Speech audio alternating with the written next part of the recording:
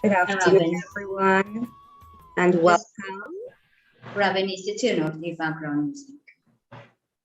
Right. Let your Sorry. voice out.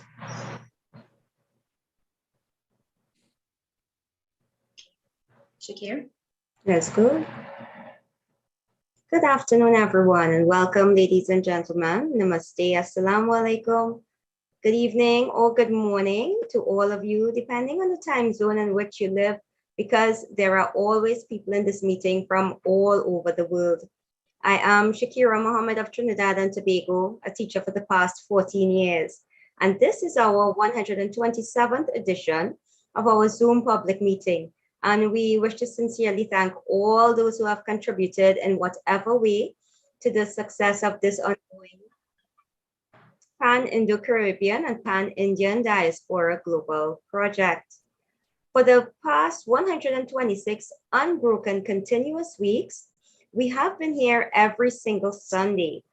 So in the past 2 years, 7 months, and 1 week, we have featured over 426 presenters from all parts of the world, speaking on 126 topics. Ladies and gentlemen, this is a weekly forum being hosted by the Indo-Caribbean Cultural Center, a legally registered research and publishing company operating since 2010. And like today, we often partner with the Amina Ghafoor Institute for the Study of Indentureship and its Legacies, led by Professor David Davidine, who is also present today. In order to continue this weekly program and to make it bigger and better, we are asking that you kindly give us your suggestions as well as donations, and you can contact Dr. Kumar Mahabir for further details. Unfortunately, he is not with us today because he has a commitment of this time. So, ladies and gentlemen, our moderator for this evening or tonight is Shalama Mohammed, the co-director of this Zoom platform, who is a business teacher and researcher from Trinidad and Tobago. She obtained her master's degree in business psychology from Franklin University in the USA, and she's a strong advocate for health and wellness practices based on traditional and alternative healing. So, Shalama, welcome, and you please take over from here. Thank you very much, Shakira. Assalamu alaikum, everyone. Namaste, and a very, very warm welcome to all of you. I want to say thank you so much for choosing to spend this part of your Sunday or your Monday morning with us. The founder and executive director of this Zoom program, Dr. Kumar Mahabir, sends his regards and best wishes to all of you. Unfortunately, he's absent today because he's currently in Guyana giving the feature address at the graduation ceremony at the Saraswati Vidya Niketan Hindu College. So let's hope that he's having a good time there.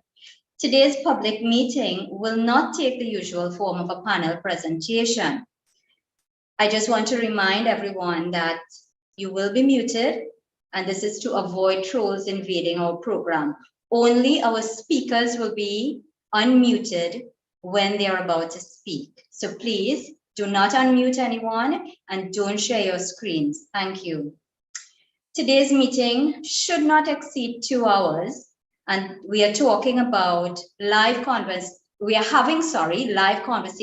with Indian elders in the diaspora about long-time deeds. And the reason we are doing this, well, historically, their actual voices have often been unrecognized, underrepresented, unheard, and undocumented in many research collections in the Caribbean and in the wider Indian diaspora. The value of these narratives is very important to us. And so the Pan-Caribbean Sankofa Oral History Project would have expressed a statement in this regard. What they said is, the stories of the individuals who lived and worked at that time are essential pieces of the historical puzzle. Without these recorded stories, valuable insight into the past and many cultural memories will be lost. Oral history interviews help to enrich our understanding of life, and they ensure that a variety of experiences and viewpoints are represented in the documented history. So our goal is to capture the broadest possible range of individual and collective experiences. Their narrative, again, is irreplaceable and important. So we here at the ICC would like to give them an opportunity to tell their own story in their own words. Today's program will therefore take the form of conversations with our honored panel of elders who will be interviewed by me and two other persons. We want to invite you, the participants, to communicate with them through us by typing your questions or your comments in the chat as the conversation ensues. Your questions and comments can be read out loud by Shakira, the chairperson, as the time goes. So ladies and gentlemen, let us now hear from a panel of distinguished elders. And we want to begin today with Ramraji Ramsawak. She's 103 years young from Trinidad. She's the granddaughter of indentured laborers. As far as we are aware, she was married at the age of 15 and has had 10 children. This incredible woman still cooks, cleans, plants, and sells vegetables in the daily market. So welcome, Aji. I want to chat with you for a little bit. Mrs. Samaru, could you please unmute her? Yeah, say hello. What did you say? Say hello to her. Hello, Hello, namaste, Aji. Ade Beti, Ade. Very nice. I love your orni. Is that lace? Your urni. You want to know if it's lace. I put on only. You want to know if the material is lace material, cloth. Yeah, shiny lace. Shining lace. Okay. So I want to know from you, when you first started to wear ornis, were you required to wear ornis when you were a child? You Or wanna know only when you got married? when you started to wear urni, at how old were you? Well, since I married, I put on in only. Well, I married where Sadhu people house. My father from India. Mhm. Yeah, when Can I you tell married- us? Can you tell us what your father-in-law's name is? No, you see, What is your husband's father name? my hair is from Sadhu. Mahesh Well, Ram Sadhu. Yeah, my hair is Sadhu. Mahesh Sadhu. Okay. And what Yeah. were your parents' names? Your mother and your father? My father name is Sarisa. Could you repeat that, please? Say it again. Say Isari Sao. Isari. Sao. He come from India. He came 6 from months. India. My Aji take his 6-month baby and come in boat. And me Aja come Okay. Trinidad. So can you tell us, when you and your father used to speak, what language did he speak in? did your father talk Hindi or he He talk? to talk English, sometimes he to talk Hindi. Did not grow too much to me father. I seen but baby child, little child, my mama left and he dead. Yeah, I'm not accustomed too much with my father. I had to see but baby, little children, my mother died. Cooking. Okay. How old were you when your mother passed away? How old are you there? Yeah. Yes. Yeah, must be about 6, 7 years. Well, I stupid. I didn't know when my mother died. When I see my mouse, my mother, sister, and them crying in the evening. I said, them lady stupid. Them crying for nothing. And I had 2 little babies rocking in the hammock. My mother left little child. 2 years, 1 year child. I have them in the hammock. And I see me mouse and them come, my mother's sister, and I'm crying in the evening. And I said, them lady stupid. What are they crying for? Me and my mother there, his funeral, he come home. His funeral buried San Fernando. He had typhoid fever. Oh. So she died when she was ill from typhoid fever. She said she Yeah. was sick with the typhoid fever. Yeah. What was your mother's name? Do you remember? Let me see. What was your mother's name? My mother name is Dhanpatya Isari. Okay. And did she also come from India, or was she born in Trinidad? Do you know? Where did she born? She born here or India? My mother from Trinidad. My father Okay. come as a baby from India. So how did you, I understand that you know how to cook really well, and you used to be involved in gardening and you're still involved in gardening up to this age. So who taught you how to do those things? Who teach you to cook and who teach you to make garden? My father bring a lady, stepmother, and I so big, and my little brother and my little sister small. I just have to see about them. My father bring a lady, he wife now, you know, to see about it. But the lady to learn me how to wash well, how to cook. I do cook a little bit bon pat and bon dal and things. I do cook a little bit for me to eat. My brother to learn me, this boy father to learn me. He bigger more than me. I bigger, he learned me to how to cook enough. Then my father bring a lady come and she to learn me how to cook, how to wash wells, cook, leap a fireside. I know about that a little bit, yeah. She to learn me better. Right. Miss So, Stephanie. right. So did you have a, how would you describe your childhood? Did you enjoy that childhood? She want to know if when you were growing up from small, if you enjoyed the childhood or was it a hard childhood? Well, this child, my mother left 1 year baby and he dead. And the next little boy, he walking. After a year, my mama make the next one. Well, all of them, he didn't typhoid fever. Only me alone, he did in the house. And my father, when they get typhoid, my brother, my sister, the baby, all of them began typhoid. But me alone, he did home. Me, he had no typhoid fever. Right. And and you grow them up. Yeah. My brother to learn me how to cook and things. Well, he's smarter. I chop it. So he put up the dal and he rice in the fireside. And sometimes he go in with the scale with the cane, with the bull cat.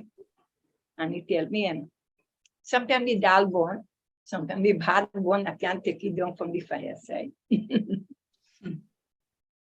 So when you eat rice and dal, what else you used to mix with it? Anything else or just rice and dal?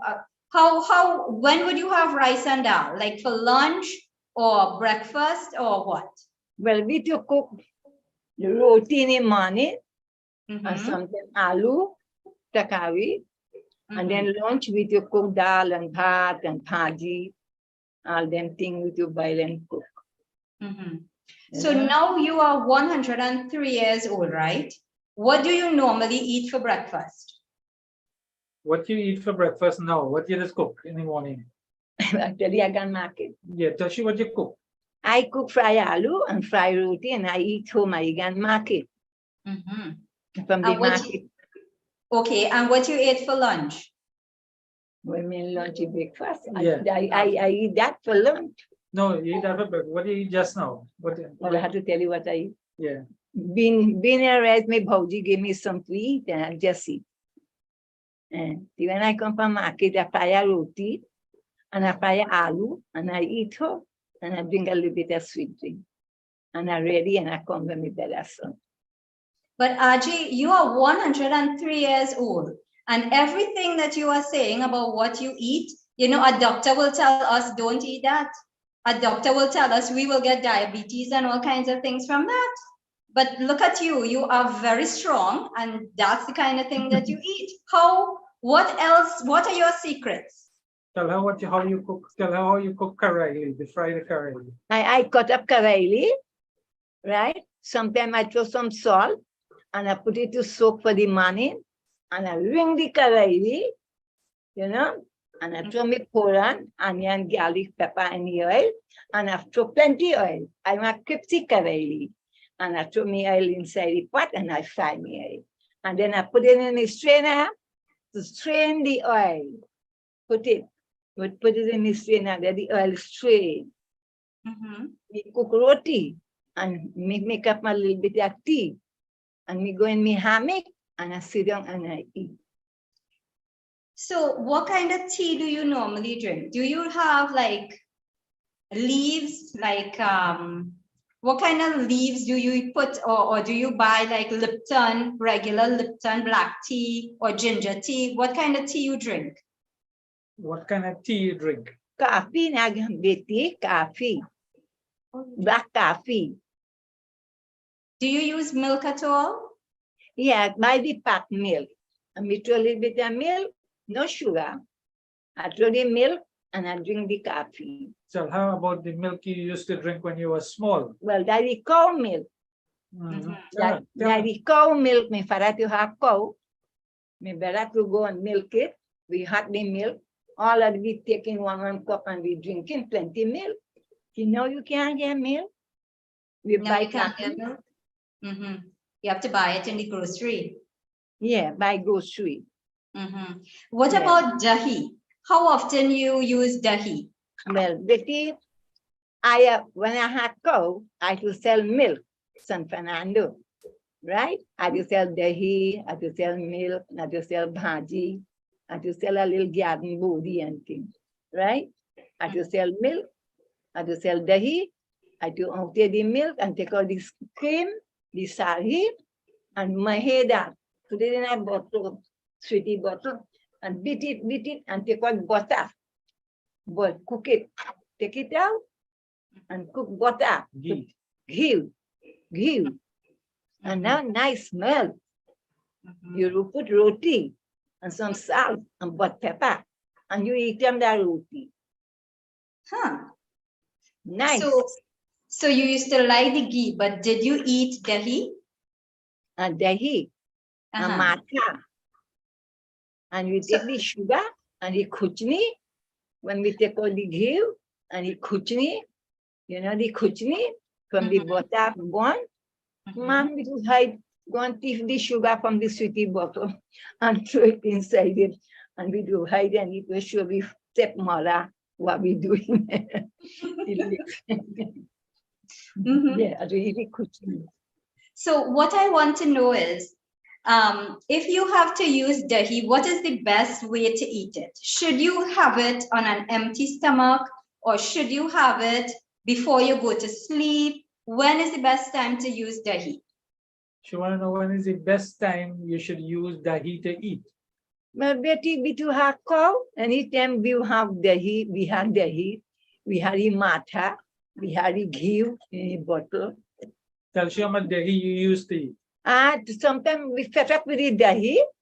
We take it, a whole bucket of dahi, throw it below the figure. Nobody don't want dahi and milk. Everybody have cow. Those days, when we father house, you know, now you can't get. It's true. Yeah, You know? it's expensive to buy it now. Yeah, but No, I you always, I have a number of friends who constantly ask, when is the best time to eat the dahi? Nobody knows if it is better for you if you have it on an empty stomach before your meal or after. So when did you eat it? Did you eat dahi before your meal or after you eat your meal? Well, I do never, when I see all of that, I do never eat too much of dahi, right? So my husband to take the dahi and take the pumpkin takari and take all for breakfast, you know, for breakfast then, and he go right in Italia. And my father to do that too. My father to go early takari and the dahi and thing everything. And they're eating that. They're eating that Indian old man eating that. Okay. Yeah. Okay. So I'm still trying to figure out your secret, because you're 103 years old, and I really am curious. What kind of stuff do you use on your skin? Do you use coconut oil to moisturize your skin? If you use coconut oil on your skin. No, well, I have put the coconut oil, I buy a bottle, and I rub my hand and foot and put it in my head. And when you were small. Well, it's small, the same coconut oil from the cooking oil, my father to buy oil. We never take out oil those days, we do buy oil from the shop. And we do put it the children, rub the children and things with the same oil. But then you used to make your own oil? When I married and got my father. Okay. When I married and got I married a coconut patch, a state coconut. And my husband to go and thief coconut. You know, you go and thief from the estate. And I do great. Uh-huh. If I grate 25 coconut, me make 2 bottle. I grate it, I wash it, I set it. Next day, we take it out and I fry it, I cook it. I take out 2 bottle. When I'm married and I got my father, then I start to grate coconut. Then not my father house. Mm-hmm. So up until now, do you still cook with coconut oil? Do you cook with coconut oil now? No, I cook with cooking oil now. Me not get coconut oil. Me buy 1 bottle of coconut oil to put in my head. Okay. All right. And what do you use on your face? Do you use a particular face cream? What kind of cream you'll put in your face? I don't know about cream and things. I have put coconut oil in my face and things, or hand and things. I don't know about no cream. So that's the secret. So it's the coconut oil that's very special. Can I Yeah. put to buy cream? Where go get money? Right. Okay. So let's talk about your time in the market. When did you actually start selling in the market? You want to know when you start selling in the market? Well, baby, I start to, when I married, I get into much of trouble and thing, you know, no use. And I start to carry bhaji and make a little garden body. I do start, then I have a cow. Me finally give my husband a little cow that get big and he put down. I do fully make him milk. I do milk the cow, boil me milk, full it and go and sell center cup. Santana market, center cup, 1 cup of milk. Right, those days when I married and I got my husband. You know? And send that I sell it, bhaji. I can't afford to make garden and things. I have a patch of bhaji I have got and carry and sell. Yeah. So I have So you have a good time. You have a good time when you go out in the market with your friends? She want to know what you do in the market, or you just talk to your friends and have a nice time. When I go in the market, I meet my friend and them, I do have a nice time talking, laughing, selling me milk and bhaji and things. They're nice with my friend and them. When I come home, me alone, you know, Yeah. come back alone home, cook, wash, see what children and things. Then when I go in the market, I feel happy. Yeah. I like to go in the market. So that's where you have your time to socialize with everybody. I'm glad that you have a good time there. So some people are asking questions, and I want to ask Shakira. Somebody else is now going to ask you those questions, right? Shakira, go ahead. Okay, sure. So Aji, we have a question here, and they want to find out if you're vegetarian. So do you eat meat or are you vegetarian? They want to know if you eat meat or you only eat vegetables. I eat meat and things. Me have me temple, I like to go and eat temple and things. Okay, so you don't. I marry where sadhu people. My husband never eat meat, right? I cost off meat. You know what, milk and daru and thing. I don't know about them things. Oh, but you used to eat meat before you got married? Yeah, when my father was foul and thing with the cook and eat. When I married and got me fanala, never eat me. My husband never eat me. Okay. All right. So up until now, you still maintain that vegetarian lifestyle. What kind of songs and so on you like to sing?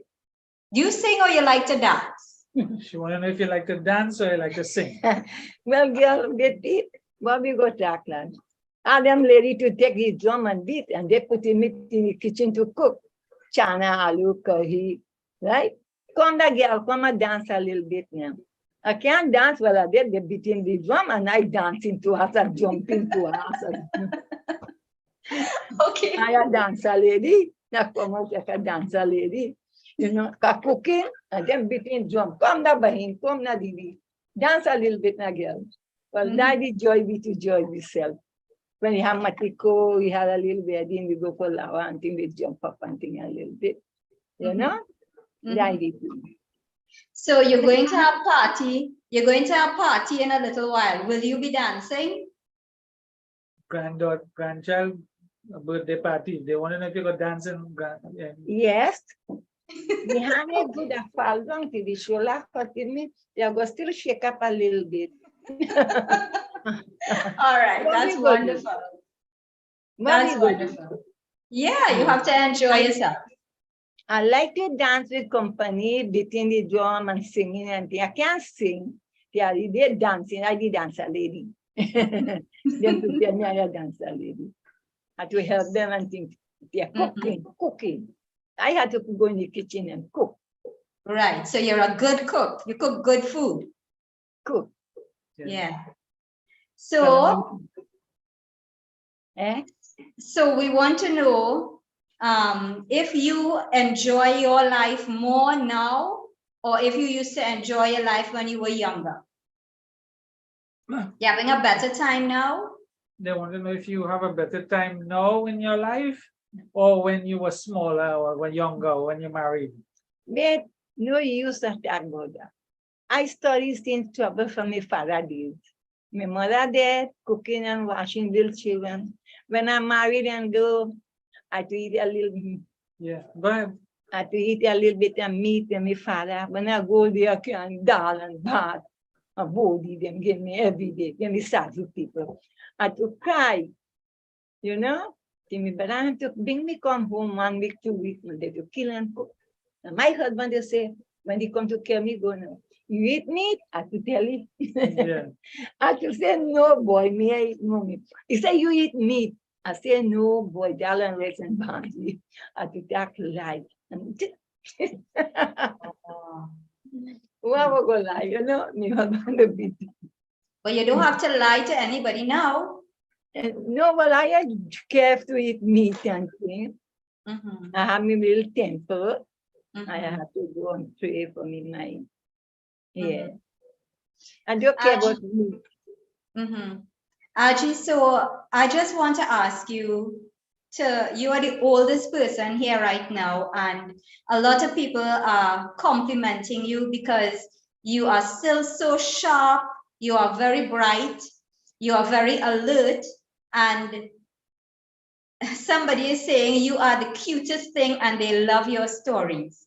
And I want to say that we really appreciate all the information that you shared with us. I just want to ask you, before we end today's interview with you, what would be your one piece of advice to people who are younger than you to have a long and happy life? You understand what she said? She would want to know what advice you have for them, for younger people, to have a long life like yourself. Well, but what I doing, tell you about Baba? Yeah, yeah. When I went India, Sai Baba gave me blessing. He put 2 ladies to bathe me 5 days. 2 ladies to come me every morning and bathe me 5 days. And put me in the bed and massage me. Right? They had to put on the clothes, comb my head, put me in the cab again to come back to the temple. Right? What are you going to say and I forget again? No, about what you want to tell people about your life in terms of living long. See, what I do, Baba say, Sai Baba tell me, continue do what you're doing. See, I don't know what I doing, continue. See, I like to, if I have $1, I like to break the dollar and give you 25 cents and keep the 75 cents, right? And that continue. I sell me bhaji, I do donation. Anybody have prayers in the temple, me buy something and I give, right? I have bhaji and rice. You come to my house, wash your hand, eat some food, eat some food, drink something when my house. You go say, no, me, man, I don't know how you're hungry and you come to my house. They must offer you to eat some dal and rice and bhaji, whatever cook, right? That Baba say, continue do what you're doing. See, I don't know what I'm doing. I like to give a little donation. If I have $1, me give you the whole dollar, you 25 cents. You know, I save a little bit for myself. You know what I mean? Yeah. Baba said, continue to do what you do, and you're going to live long. Me, I want to live long. I want to go now. What you say? Tell me what you do for me life.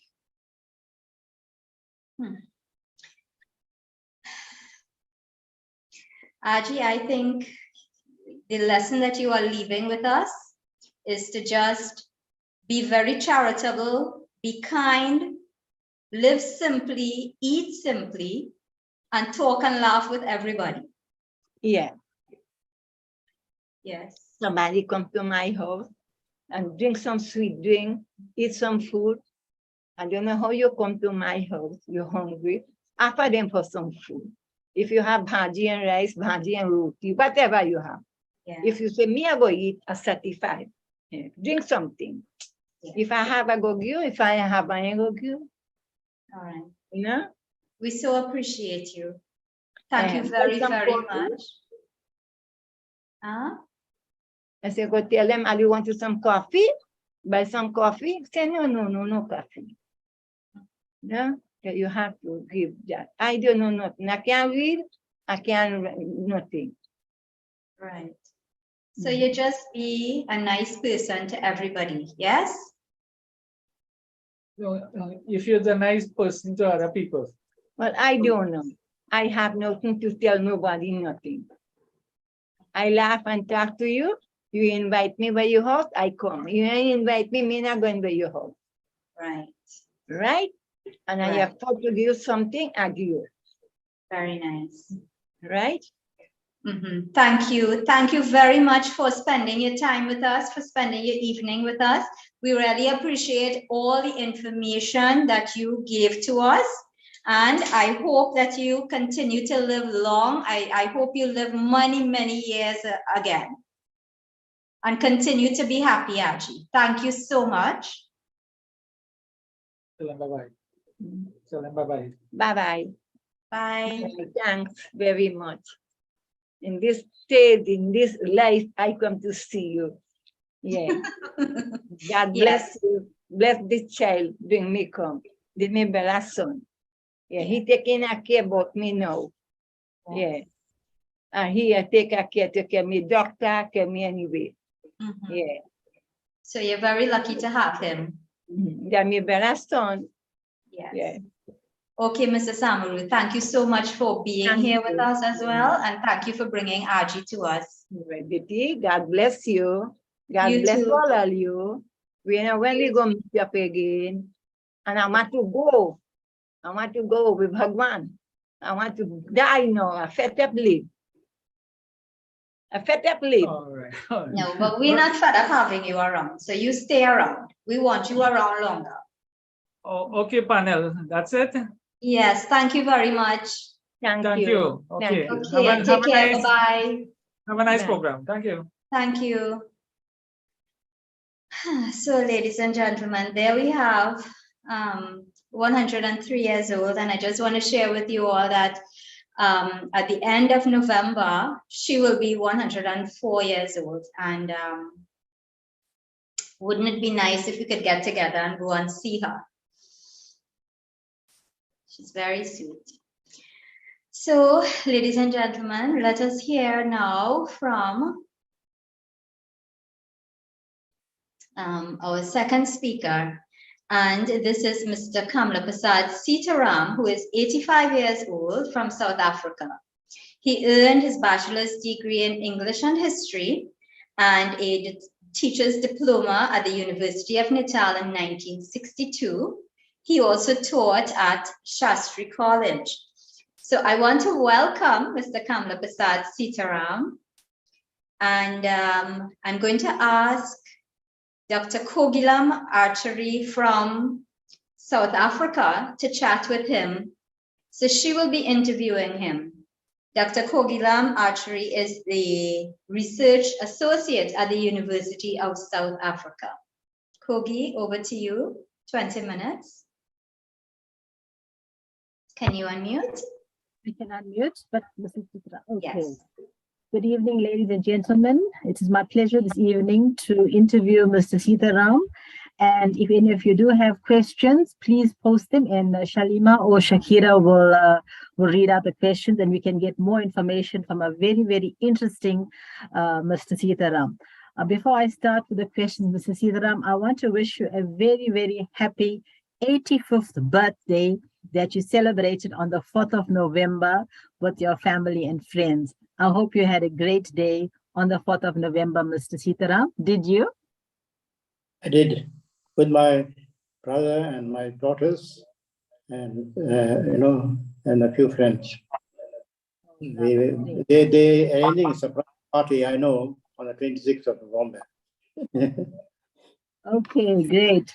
So, Mr. Sitaram, before I go on to some of the questions, I just want to say we've listened very intently to Aji speaking, and she spoke about the coconut oil, and she spoke about the staple diet and the food that she ate.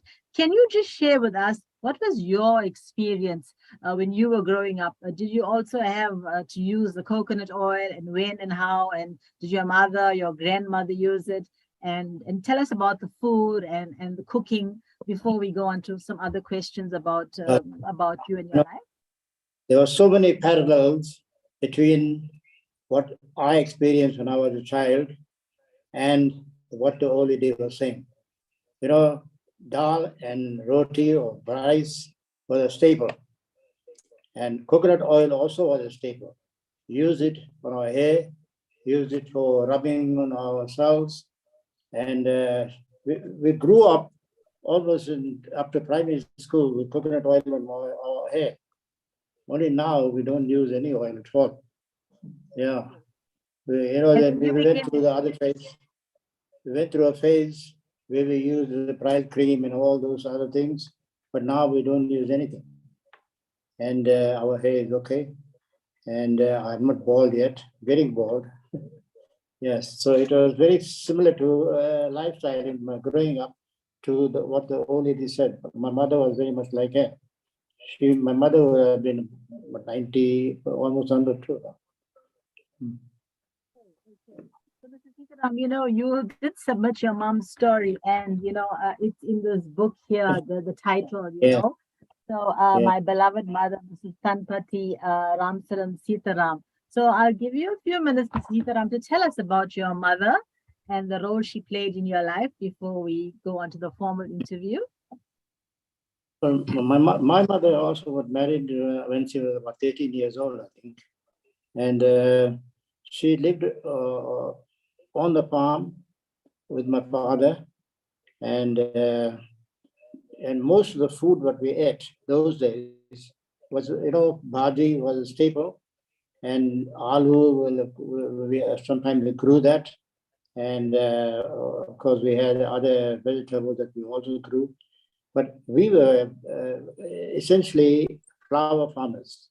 My father gardeners, my father and my grandfather and all that. And we had a ready market for that in Durban. We had to rail the flowers from the nearest station that was in Gillets. And my mother used to play a very important role in the gardening. She took care of the seedlings. She took care of the flowers when it was grown up and flowered.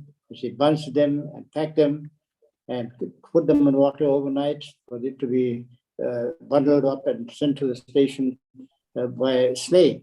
It was a sleigh drawn by oxen, to the station. And from there, it's sent to the main station in Durban. And there were flower sellers who had orders. We had orders from them, and they used to take the flowers and then sell it. And then my father used to go later and collect the money from them. Just go back a little. My mother came from a place called Hillary. She grew up there, and her father also did gardening. And that's why she knew something about gardening and all that. And they also planted fruit trees like we did. So my mother was a very hardworking person. And we, like the old lady said, somebody said, I think, we were 10 siblings. I had 4 grown-up sisters and I'm the fifth one. And now I have just one sister left and three brothers and two brothers. We were four brothers, and one brother passed away, but he was shot while leaving workers on the farm. So, Mr. Sitaram, I just want to go back in time to your family history. So your mom was the first generation born in South Africa, or did your grandmother born in South Africa, or who actually came from India? Well, my mother's parents came from India, and just like my grandfather came from India also. And so that was the first generation. My grandfather, my father's father, came in 1898. Yeah, but I don't know much history about my mother's background, because my cousin went to India and he wasn't able to trace his ancestries. But I went to Sultanpur in UP and I visited my grandfather's village. What I'm hearing is that your mother was very entrepreneurial, having the business and running the business and all of that. So I want to now move on to, when you were born, right? So we know now that you're 85 years old. So can you tell us something about the place where you were born, when you were born, and the type of birth and who assisted, and how was, the birthing process around the time when you were born here in South Africa? Well, when I was born in a shack on a lease farm, because my father and all they were working in a nursery, and they leased a farm. Mr. B.A. Naik was a landlord. He bought a big acreage of land in Gillets, and from him, my parents leased, my grandfather and my father and uncles, they leased 10 acres of land. There they started growing flowers, and then they should carry the flowers from there, very difficult road, right by the riverside, and they climbed up a hill, and then, unlike later when they, were able to put the flowers on a sledge, they carried it on their heads and then brought it to the station and sent it by train to Durban. She was talking about how you were born, the birthing process. When I was born in the shack, it was there was not much privacy, but the thing is, they use sacks and everything else to divide the room up. And when my mother was first married, when she went to enter the shack, she got a shock, because she had a good house where she was born. And she ran away in the darkness, and I hid away from the house. She didn't want to enter the house. But my grandfather fortunately went around, looked for her, and found her and brought her in. And after that, of course, almost every year or 2 years, there was a child born. Like my big sister was born, and a year later or so, my second sister, then my third sister, then my fourth, and then I was the fifth. All that happened in about 7, 8 years. Yeah, so that's how kind of life, but it was not an easy life. But we were not allowed.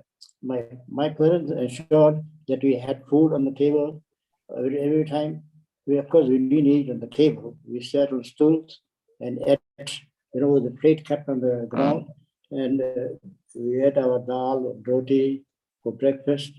And then, she talked about malai, which is sour milk, and we also had cows. My grandfather had cows. We had a lot of milk, and the milk we drank, but we warmed the milk. We warmed the milk and then drank it, and that helped us, sustain ourselves also in the morning. And then when you come from school, we had the sour milk, and in the sour milk, I know we used to put sugar. When I went to India too, I asked for sugar for my sour milk.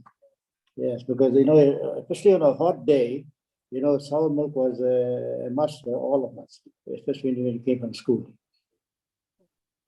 I have lots of questions, interesting questions for you, and I'm really so grateful that you're giving us this history, because it's really incredible.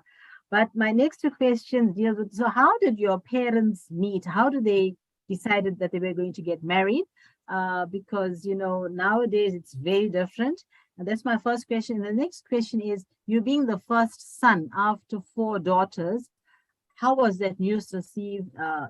What would have been the situation at home? Would there have been a great celebration? What do you remember? And how were you treated as you grew up as a youngster by your grandparents, your family? So just a little bit about those 2 questions, Mr. Sitaram. Most of our people in South Africa, we lived in a joint family system. There were about 3 uncles, and they had their wives and they had their children, and we all grew up. But my own position was that my sisters play a very important role in my life.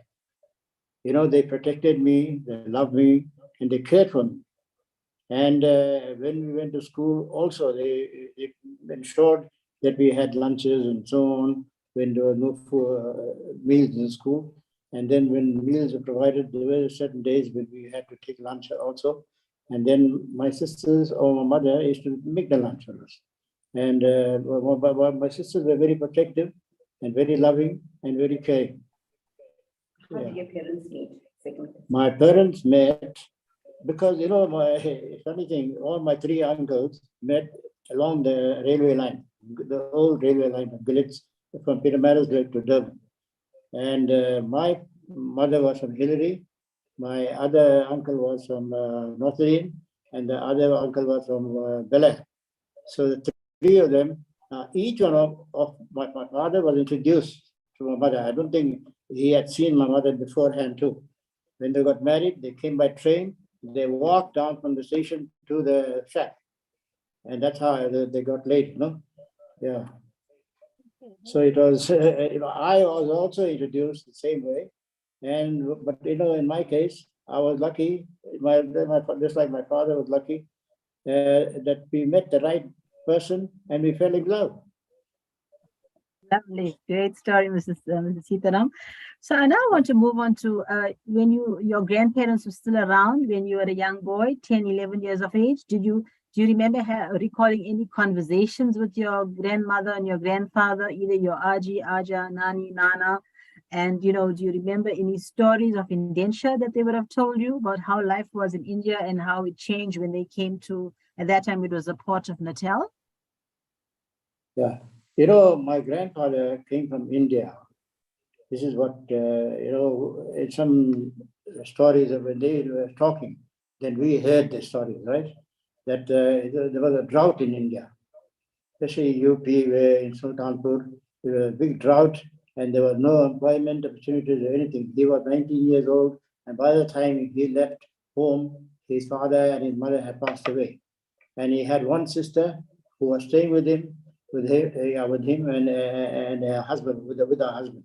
But they left because of the drought and circumstances. They went elsewhere to look for something to do. So my grandfather was, with other people, and then met these recruiters from South Africa, people who wanted to come and work on the farms.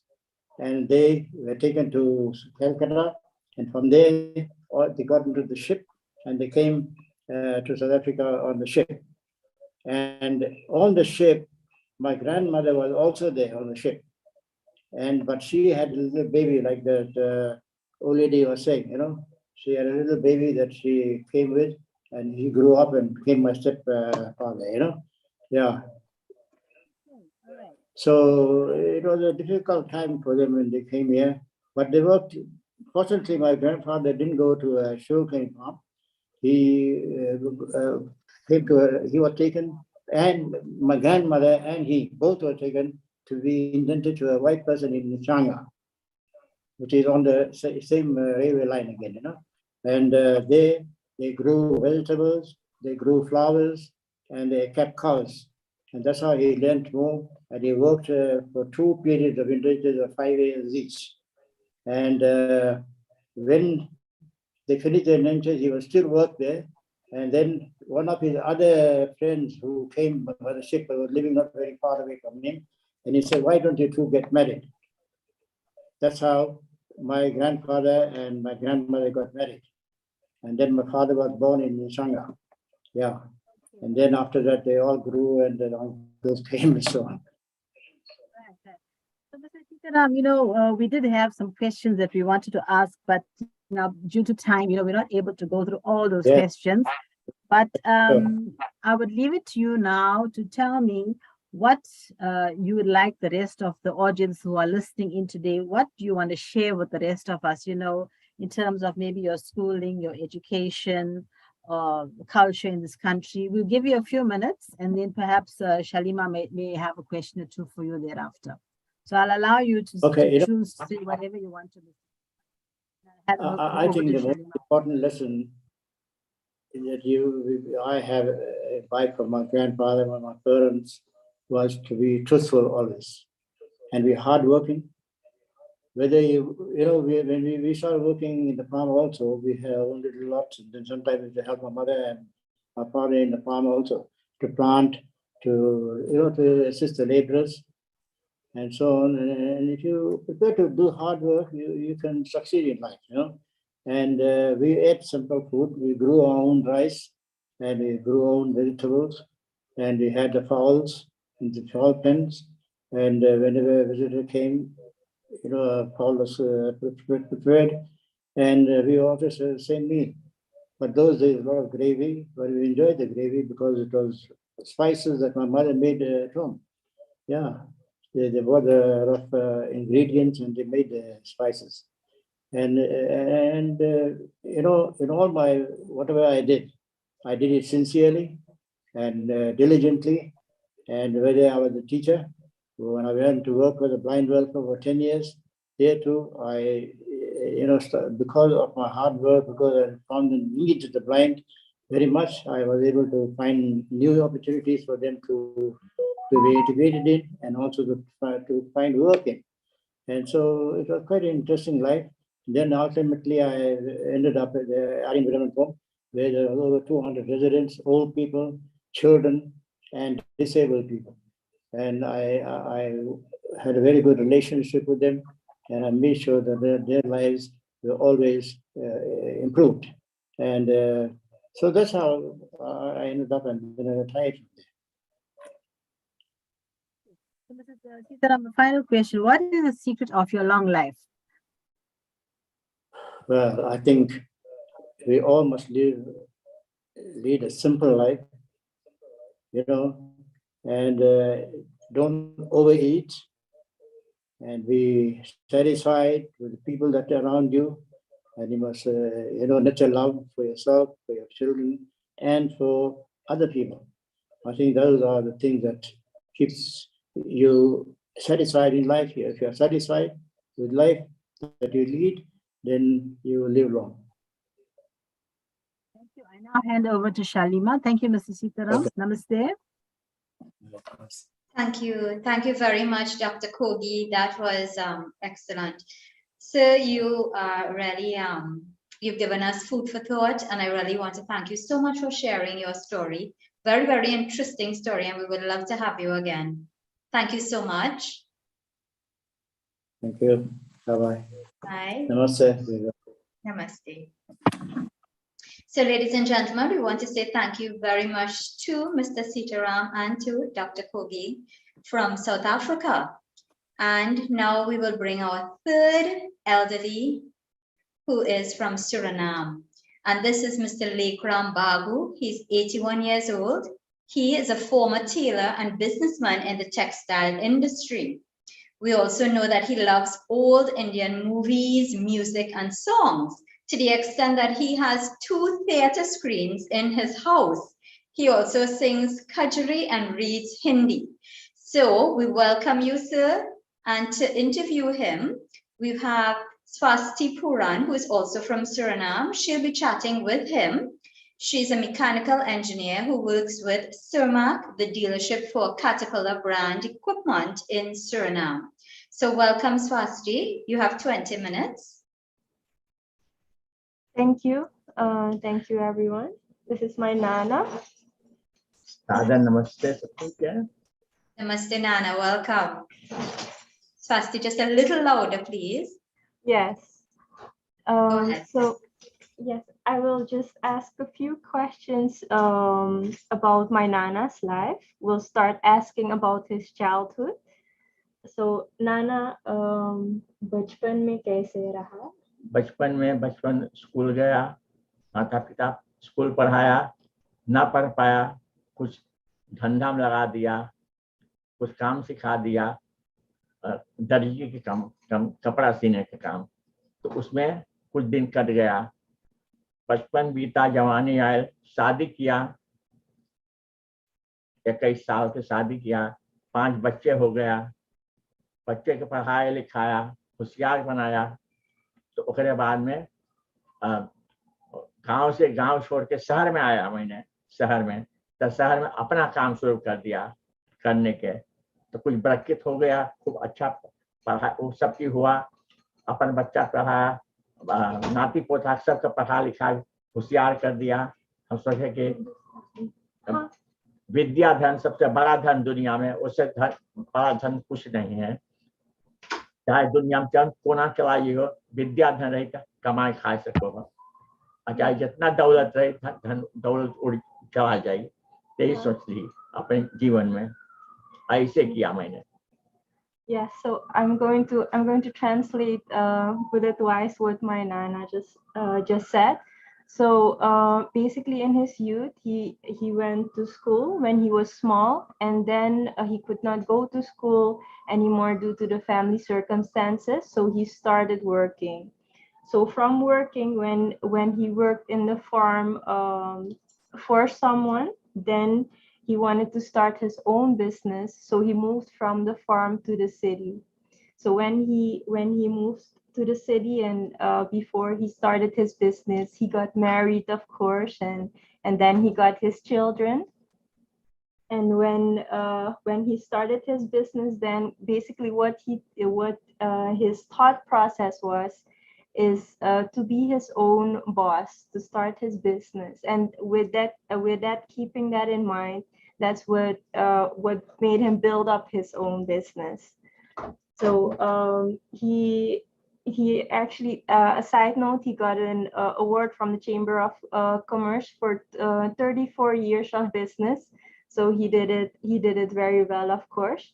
And as a note, what he wanted to give us also is the knowledge that he obtained. It might not have been from the school banks, but from the people that he worked or that he learned from. But the knowledge that you obtained from any path is what gives you value. So that's in a small summary of his youth till when he started his business. So my Nana also really loves to travel. So when his business was doing well, he also started to travel a lot. So I'm just gonna ask him how he started that passions and which countries he's traveled to. So Nana, कौन land में तू raise करा?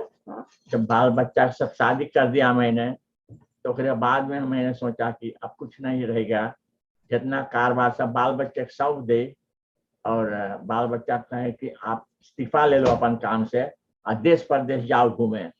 चलो हम लोग सब देश चला गया घूमे, भारत देश 20 बार गया मैंने। उसके बाद में गया जापान, सिंगापुर, इंडोनेशिया, चारों बगल गया, ऑस्ट्रेलिया गया, बाल बच्चा के लेके भी साथ में। तब सफर करने में मजा मिला थोड़ा सा मुझे, और मेरा कमाई भी मुझे मालूम पड़ गया कि हमारा कमाई अच्छा सफल हो गया सफर करने में, दुनिया सफर करने में। Okay, so he said when his children got grown up, that's when he thought, okay, I want to invest my time into something else, and that went into traveling. So he traveled various countries. He mentioned Singapore, Japan, Australia, India as well. And when he traveled, that's when South Africa and South Africa, he also went to there as well. And when he traveled is when he we realized that the efforts of his work paid off. So that's how passionate he is about traveling. Yes.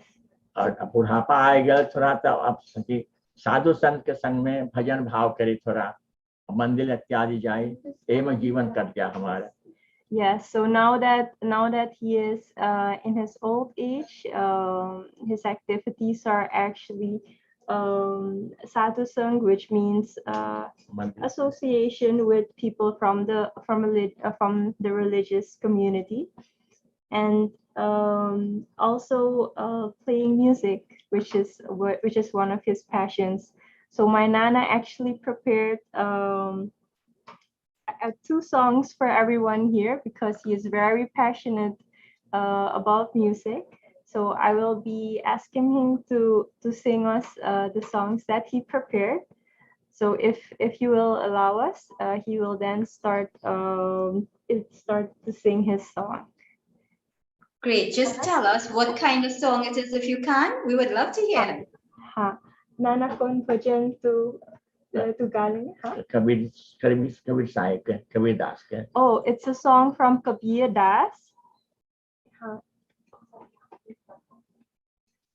Guru Gobind dono khare किसके लागू पाँव बलिहारी गुरु आपने गोविंद दिया बताए पहले गुरु के गाये जिन गुरु रचा जहान पानी से गुरु पिंड रचे अलख पुरुष निर्वाण अलख पुरुष निर्वाण है उनके लखे न कोई उनके तो वो ही लखे जो वही घर का हो आगे धंधा पीछे धंधा धंधे ऊपर धंधा धंधे में जो प्रभु सुमिल वही प्रभु का बंदा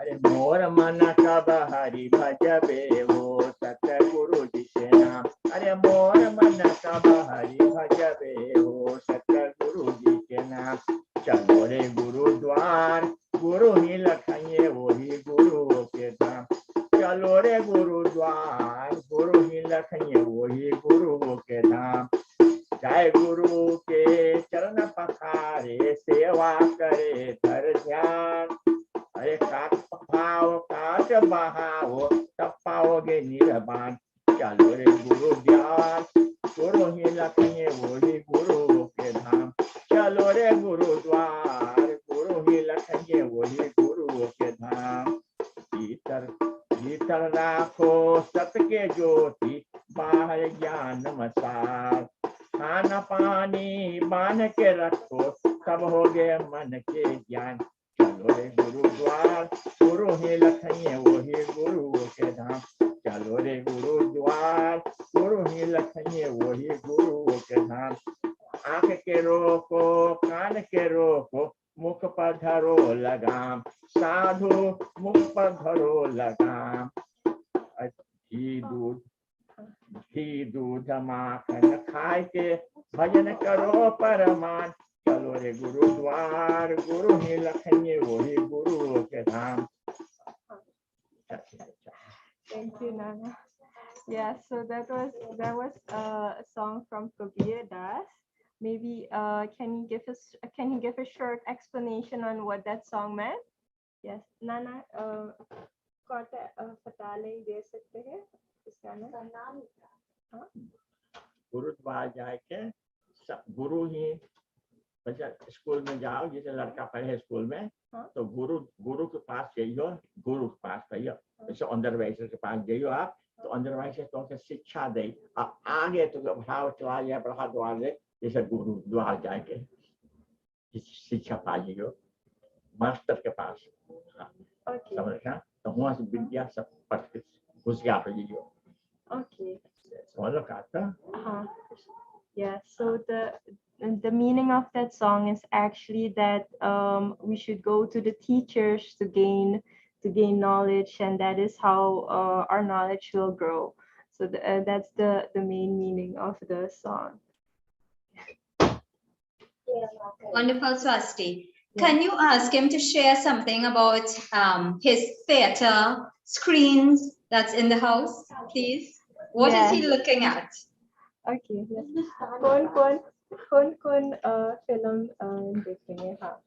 जानो क्या, हम पहले थिएटर में फिल्म ट्राई करते रही जी, अभी शादी ना फैला सबके बाद से हाँ थिएटर दिन भर काम के रात के संजा गया थिएटर में फिल्म ट्राई की, फिल्म बाला जोगन, फिल्म रामबाण, जिंदगी के मेले मेले, अछूत कन्या, ये सब फिल्म ट्राई, पुराना फिल्म, पहले उस जमाना में सब फिल्म चलता था, राम विवाह सब याद. Okay. Yeah. Yeah, so the movies that he watches are old Indian movies, and he basically just named the names of the movies that he loves to watch. Would he want to sing a song from any of those movies? So एक गाना चाहते हो उससे? Film के जमाना के? हाँ. Film रामबाण के गाना था यहाँ पर, अब ना लाया हुआ हम, बड़ा अच्छा गाना रहा, हम ना लाया.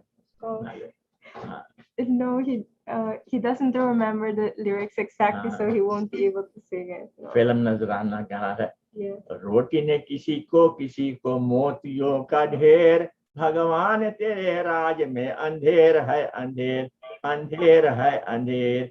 रोटी ने किसी को मोतियों का ढेर, भगवान तेरे राज में अंधेर है अंधेर, अंधेर है अंधेर. एक कुपला याद है आगे. Okay, that is for now. That is all. Film नजराना पुराना negative effect. Oh, it's a movie from the 1950s. Movie film Nasrana. Samsad Begum guys. Samsad Begum. Oh, it's a song by Samsad Begum. Yes. Very nice. Thank you very much. So is there anything Nana wants to share with us again before he goes? Nana, कुछ आखिरी बात तो मांगे बोले सबको के? अब सबको क्या हम प्रणाम करें, नमस्ते करें, एगो भजन खली भजन करें, वो कबीरदास के छोटा के. Okay, he wants to share a last couplet from a bhajan of Kabir Das before leaving. Sure. Okay. Yeah. सुनरा हमारे गहनवा बनैले, सैया के मन नहीं भावे हो. अरे सुनरा हमारे गहनवा बनैले, सैया के मन नहीं भावे हो. ओही सुनरवा सबको है पाले, रंग रूप सजाई हो. वही सुनरवा सबको है पाले, सबको रूप सजाई हो. रंग बिरंग के गहनवा बनी है, ताम 5 मिलाई हो. सुनरा हमारे गहनवा बनैले, सैया के मन नहीं भावे हो. मानो कहा हमारा साधु, धर्म वृक्ष लगाए हो. हंसा होए 2 दिन के मुसाफिर, तज ममता अभिमान हो. सुनरा हमारे गहनवा बनैले, सैया के मन नहीं भावे हो. Okay, yes, that was. भगवान हमारी यही बनाए बा, 5 तत्व से बनाए से, जल पानी आयु से सबसे 5 तत्व शरीर बना है. भगवान बनाए से वही पते गणवा. जी हाँ. So the last. यही में हम लोग अभिमान करेले, एम सब अच्छा काम करे, एम खराब काम करेले. Okay. So the last song, the meaning is that God has created our bodies with the 5 elements: earth, water, ether, and ego. And the human being, they does the good things in this body and also does the bad things in this body. So that's the last song that he wanted to give. Yes. Wow. So that's a wonderful way to end. I want to thank you very much. Thank you, Nana, for sharing all that you did. And I hope you continue to enjoy those songs, and please do keep on singing. Yeah. Thank you so much for being with us over the last few minutes. And we really appreciate your sharing your life story and everything else. Thank you, Swasti, as well. It was wonderful having you. Yes, thank you for the opportunity. Terrific. So, ladies and gentlemen, we are going to bring on now our next elderly speaker. And this is Mrs. Barbara Lakan Singh, who is 89 years old and she's from Trinidad. So like Nana, she loves Indian movies, but she also cooks delicious traditional Indian foods and she's a keeper of traditions. So welcome, Mama. Let's have a little chat with you if we can. Jason, can you unmute, please? Take it off now. Yeah. Yeah, hello. Hello. Welcome. Hello, Namaste. what's your name? Huh? Namaste. Namaste. How are you? All right, yes. Were you enjoying that song just now? I don't know the song. Part of it was mute, so I was trying to fix the phone, the video. So. Oh, okay. So you don't know that song? No, no. Okay, but I understand that you like to sing and you love music too. Huh? I understand that you like to sing and you also love music. Yes. Yeah? So can you sing something for us as well? Huh? Can you sing something for us? No, I don't know Indian song. You don't know Indian songs, so do you like Indian movies though? Yes. Tell us about your favorite Indian movies. All the fun Indian music I like. I like music, Indian movie. I like Indian music. And I like Indian movie, but I doesn't know them. Oh. So how many hours of the day do you spend watching movies?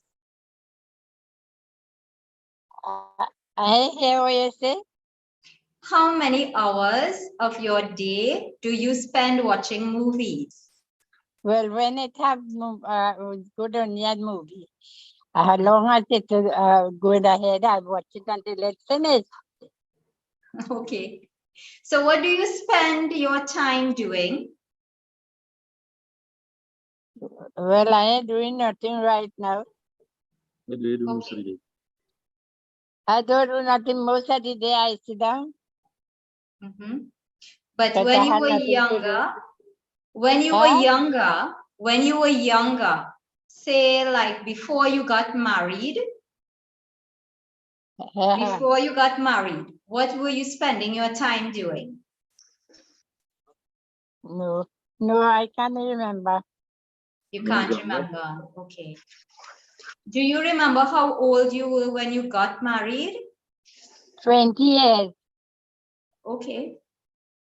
And did you choose your husband or did somebody choose your husband for you? No, your husband chose it for me first. He chose me. Oh. We was living next door.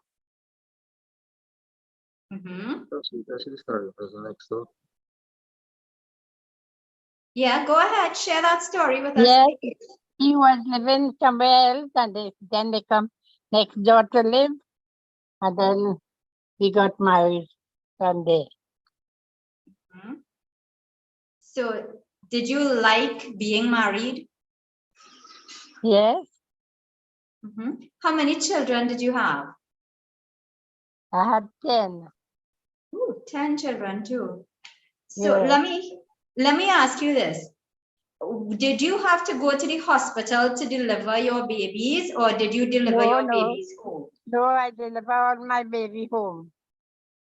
And who would have helped you? I had an old lady who used to call grandma. She delivered all my baby. So she came home, she helped you to deliver all the babies. Right after you had your baby, were there any rituals that you had to go through? No, I didn't have no problem when I go through it, none of my baby. Very good. I'm glad to hear that. But what I want to know is, if it is that you delivered the baby today, for example, tomorrow, what would happen in the house? What would you have to go through? Anything at all? Huh? If you deliver your baby today, right? Can you tell me what happened the next day? Did you have any special prayers to do, or did anybody come to massage you or anything like that after you No, had the no, baby? the lady herself do all the rubbing and everything. The maiden lady. Right. And that's what you used to call her? I used to call her grandma. Grandma. Okay. Yes, she was an old lady to me, just like she was a lady like to me, like a grandma, like a family. So we started to call her grandma from my mother's side. Okay. So did she use any special oils or that kind of thing to rub you? No, just coconut oil. Okay. And she would have taught you how to massage the baby as well? Yes.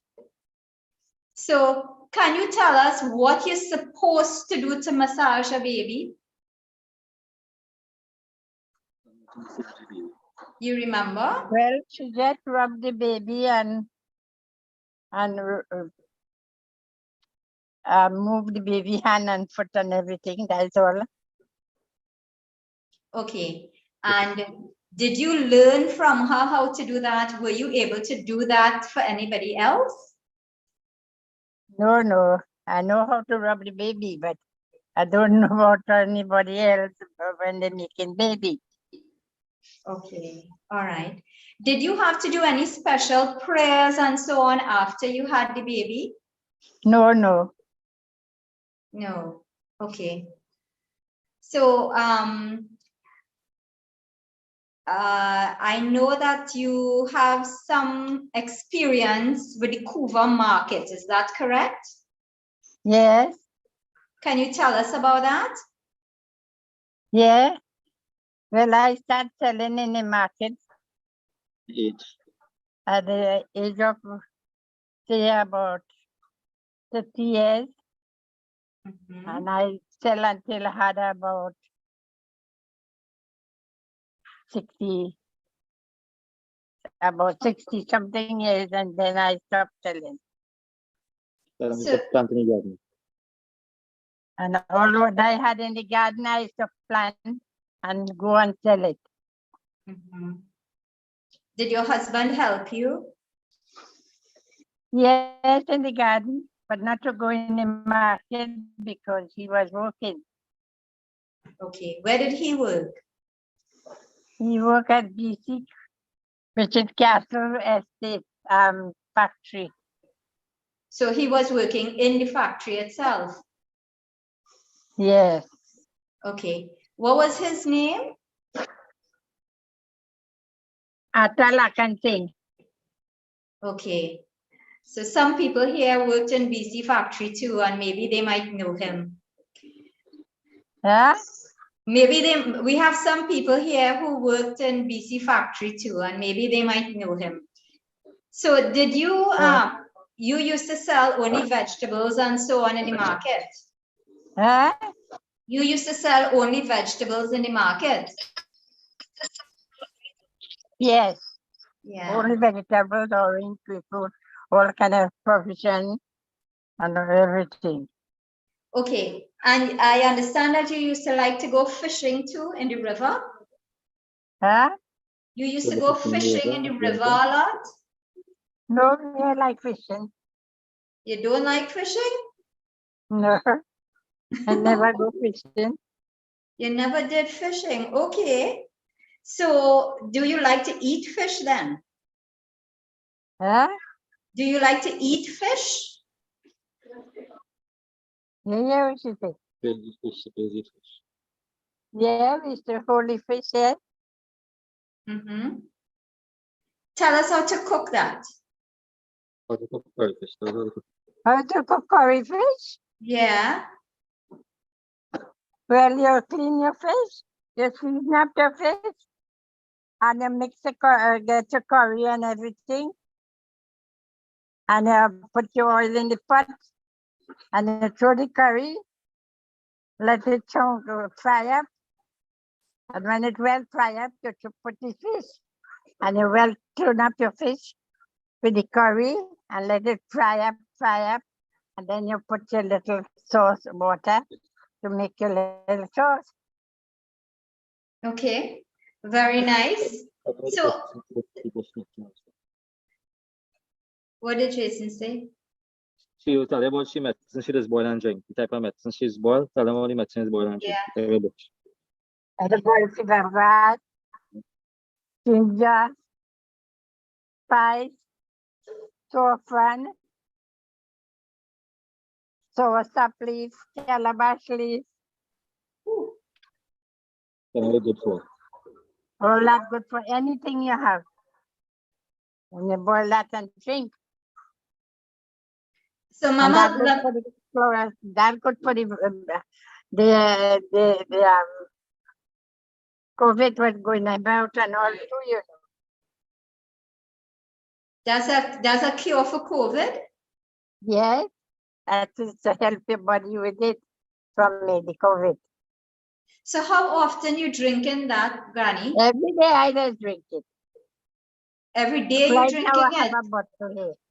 Uh-huh. Jason, we could see what that looks like. Is it clear? Yeah. So, ladies and gentlemen, Granny is saying what is good for COVID, right? So that's ginger. Jason, give us your recipe again, please. All kind of bush you could pick up. Black sage bush, all kind of bush, and you boil. So you're boiling all of this. Shani needs the recipe. Okay, I do too. So it's lemongrass.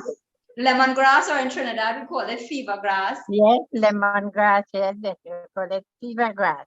Right. Turmeric or saffron. Here we say saffron, but it's really Soursop turmeric. leaf, they get soursop leaf, black sage leaf, calabash leaf, jaboka leaf. Okay. So every leaf that is fresh and in season, we could use it and make this concoction. Boil and drink. Yes, you boil and drink. What's good to boil and drink? Okay, so the bush is used for the cough. Which one is used for the cough? The bush? Chandelier. Yes, chandeliers. And chandelier bush. Mm-hmm. So are we using the leaf from the chandelier bush, or are we using the flower? What are we using? You could use the leaf, not the flower. The green leaf. Yeah. And how often we have to drink that? You could drink every day. Every day?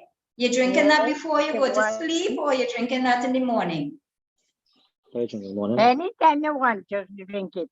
In the morning you want to drink it, or you drink it in the evening. Any time of the day. Okay.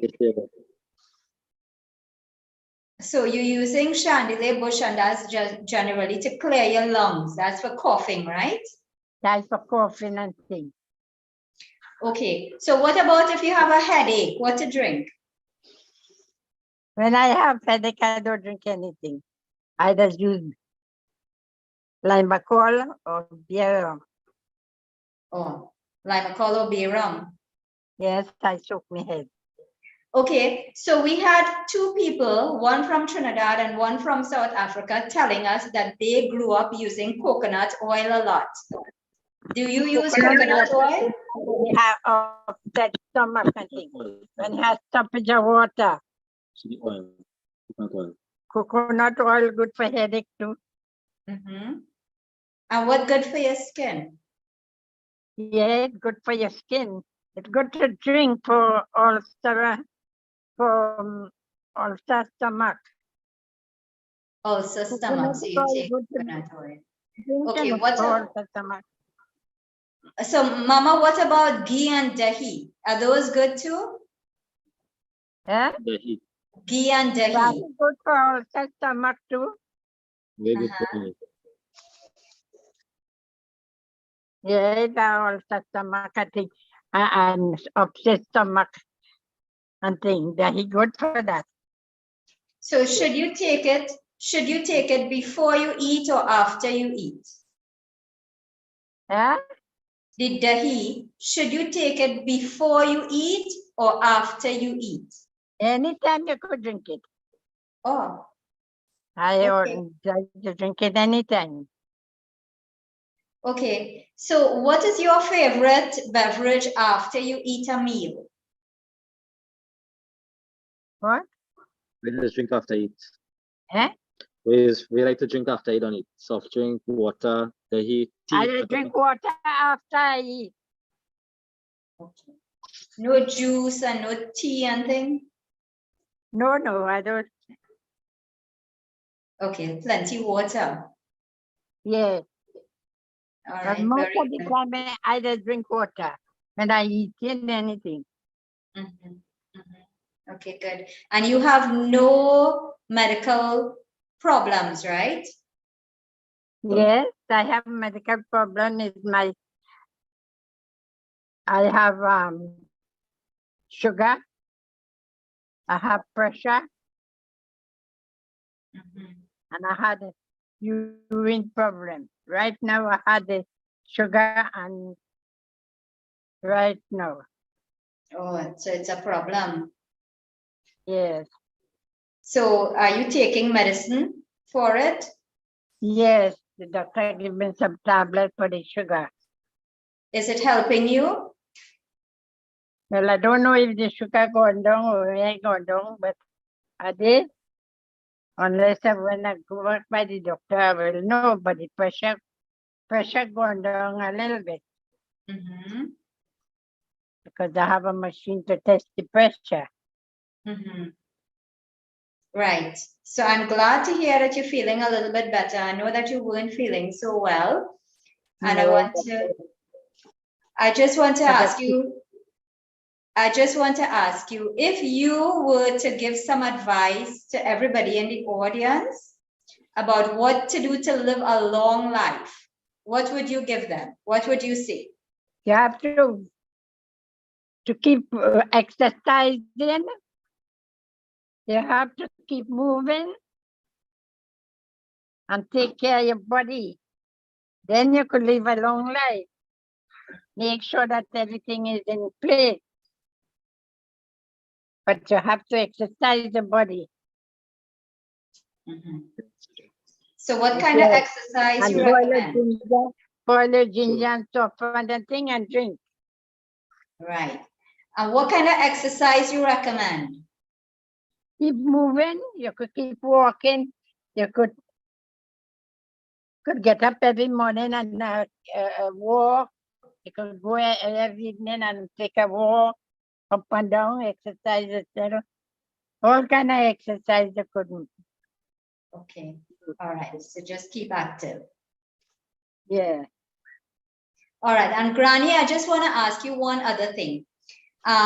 It is very important for us to save money or to give money or to spend money. So anything you want to do. Touch. Which one is more important? Save. right, but what? You How could do you save decide? some money. You Sorry, don't want Granny. to save all your money, Uh-huh. but you could save some for sickness. Mhm. And you could spend your money and enjoy your life and buy things to eat and drink and to have the body going in the proper way. Mhm. Mhm. And you could So- save some money.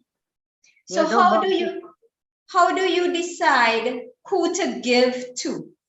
Like when you have to do charity and so on, how do you decide? who take care of you when you get older. Mhm. I feel like the rightest person to give it to. Okay. Who don't want to take care, you cannot give it to them. You have to know who taking care of you when you get older. Mhm. Okay. And when you have to give charity and so on, right? You know, it's kind of difficult sometimes to figure out who to give charity to, like who really needs it and who will really make use of it. How do you decide? Well, I feel the most important charity is children. They give to children and poor people who really, really need, and children. That Right. is more better than giving younger people. Right. Do you often do like prayers and so on before you give charity? Or do you just give charity when the need arises? I would hardly do. Once in a while we do because I am a Christian. Okay. So I just go to church. I give my little charity in the church and things. I have like children in the church. I give it to the children and them. And when they have Sunday school, we give things to the children. And that's how I give.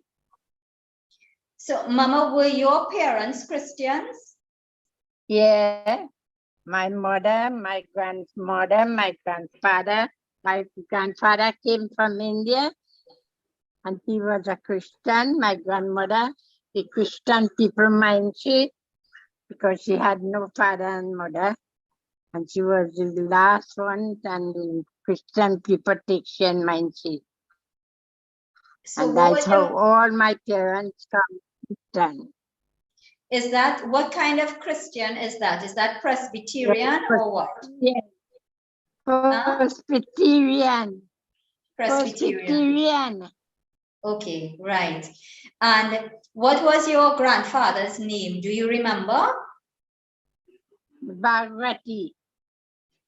Bhagwati? Yes. He had one name only? One name, but I know because when he died, I was still small.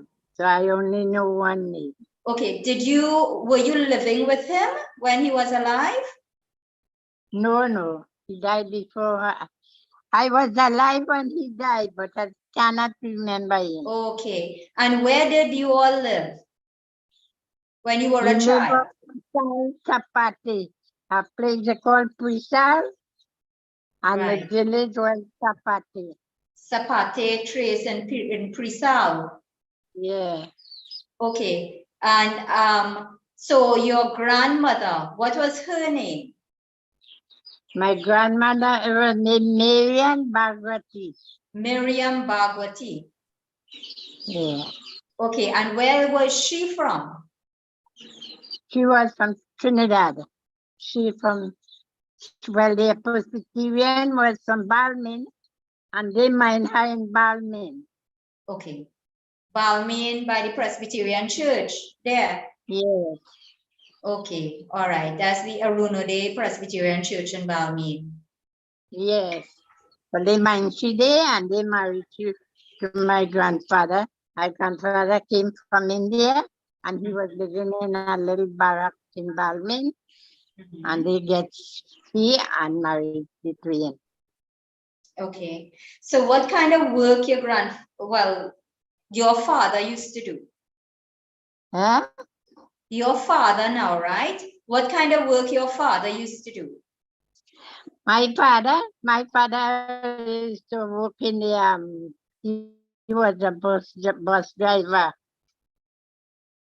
Okay, bus driver with which bus company? He used to drive from Port of Spain to San Fernando. All right. And what was his name? His name was Henry Prague. Prague. Yes, Henry Prague. Oh, okay. So you all were from Calcutta settlement Freeport. by chance? Freeport, Calcutta settlement in Freeport. Okay. Freeport. Right. And your mother, where was she from? My mother was from Tapati. Right. Okay. And what was her name? My mother's name was Sarah. Sarah. What's Sarah's last name? Bhagwati. Sarah Bhagwati. My mother's name. Okay. All right. So were there a lot of Hindus and Muslims in Calcutta settlement that you all grew up with? Or everybody around there were Christians? Well, I live Calcutta settlement small because my father died. When my father died, we leave and come by my grandmother In Balmain? in Sapati. Oh, okay. Okay. In Prisal. Yeah. So did you enjoy your childhood? Huh? Did you enjoy your childhood? You enjoy your childhood with your sisters, playing with sisters. Yes, I enjoyed my childhood in truth. I had a really nice time when I was small, going to school and everything. Oh, I enjoyed it when I was going to school. Had So really nice time. tell us about school. Which school you went to? I went to Prestar school and I went to Chickland school. Okay. Because And what was when Prestar school, they condemned it, all the children had was to separate to different school. So we went to Chickland school to the last. So what we used to do? Yeah, tell us what you used to do in school. How many hours you spend in class lessons and how much hours you spend playing? Well, they used to give you about an hour, sometimes half an hour playing according to the hour. Class is about 2 hours, I think. And after you finished primary school, did you go on to secondary school? Oh, I didn't go nowhere because my mother was a poor lady at that time. And we had what to think of for. Think out. So you had to pay if you wanted to go to secondary school. We only go to to primary school and we go to no other school. Okay. Did you have to pay if you wanted to go to secondary school? No, we couldn't go to other school because my mother was a poor lady. She couldn't afford to send us to school.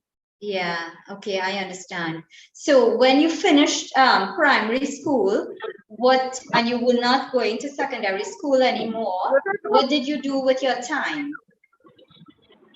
Well, we most of it. A man come now. Jason, could you repeat that? Well, the most of the time we was with my mother and my grandmother. Okay, Yeah.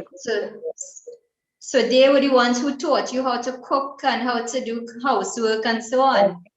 Yeah, we help me to cook with when she do the work. We go in the garden with she and we live with my mother. So I'm glad that you had a good time and then you got married at the age of 20. Yeah. Yeah. And you had a good married life as well. It was good enough. It was Until good now. enough. Yeah, and me and my husband lived 90 years with me. We lived together. And all my children. From the time we married, we lived till he had 90 years. He died in 90 years. We lived together. So I'm glad to hear that he lived to a nice old age as well. Well, Yeah. Granny, anything else you want to share with us? Is there anything you want to tell us about how to have a good life? Well, you have to have understanding between both parents. If you don't have understanding, then sit down and relate to one another and experience to know how to live. You wanna live no good life. You have to sit down, both of you there and talk and explain between the let's tell what to do and what not to do, then to have a good life. Yeah. Yeah, well, thank you so much for sharing that advice and thank you very much for sharing your life story with us. We really Yeah. appreciate the time that you spent with us. Yeah, okay, thank you. And I want to thank you, Jason, as well. I know that it was very difficult for you to stay with us, but I really appreciate the time. And thank you very much for bringing Mama to us. Okay, thank you very much. Okay, take care. Bye-bye. Bye-bye. Lady, what you want? Yeah. So, ladies and gentlemen, there we have it. That was our conversation with Mrs. Lakan Singh, who, by the way, was the only Christian among the group, as far as I'm aware. Kogi, can you please, if you are still here, I'm looking for Kogi. Can you just tell us something about, sorry, let me just get back where I was. Thank you, Mr. Sitaram. Mr. Sitaram, what is he by religion? He is Hindu by religion, because you may have noticed he was also wearing a red string. So yeah, he is. Yeah, okay, so good. So he would have retained his family connection, as did Mrs. Lakan Singh. So that was terrific. Ladies and gentlemen, we should have had one more speaker, and that would have been Mr. Bob Gopi. Apparently, there was some technical difficulties because he did indeed come in, but he's no longer here with us. I really would have liked for you all to benefit from him sharing his life story. You see, Mr. Gopi in particular is 83. He used to live in Trinidad, and he's a chartered accountant by profession. Unfortunately, he's not here with us. So at this point in time, I want to say thank you all very much for being here, and especially to our elderly, esteemed elderly, for being here with us and for sharing their life story. We really appreciate everything that we learned from them. And I want to thank all the family members and good friends who were able to be here with us to interpret, to interview, and to be here just to have this lovely conversation. So at this point in time, thank you all once again, and I will now turn you over to Shakira. So thank you, Shalama. Thank you for being a wonderful moderator as always. So thank you all for taking the time to participate, and thank you especially to the elders. Remember that we are still looking for more Indian elders over 80 years old to interview live next month for part 3 of this series. So we are asking their children and grandchildren to help us in this oral history project. So as I said before, this public meeting is being hosted by the Indo-Caribbean Cultural Center and the Mina Gafoor Institute for the Study of Indentureship and its Legacies, led by Professor David Dabidine. So you can feel free to contact the ICC if you have any of your books or your reports to publish. And remember that we are kindly also asking for your suggestions as well as donations, and you can contact Dr. Mahaber for further details. We will want to thank the advisory and planning team led by Dr. Kumar Mahaber. And also Raven, we want to thank you. He's our IT manager behind the scenes who has been recording the program and will edit and upload it to our website and to YouTube permanently for posterity. So next Sunday, our topic will be the 162nd arrival of Indians in South Africa. So please like, share, and follow us on our Facebook page. I am Shakira Mohammed of Trinidad and Tobago saying goodbye. May God bless you all. Dhanyavad.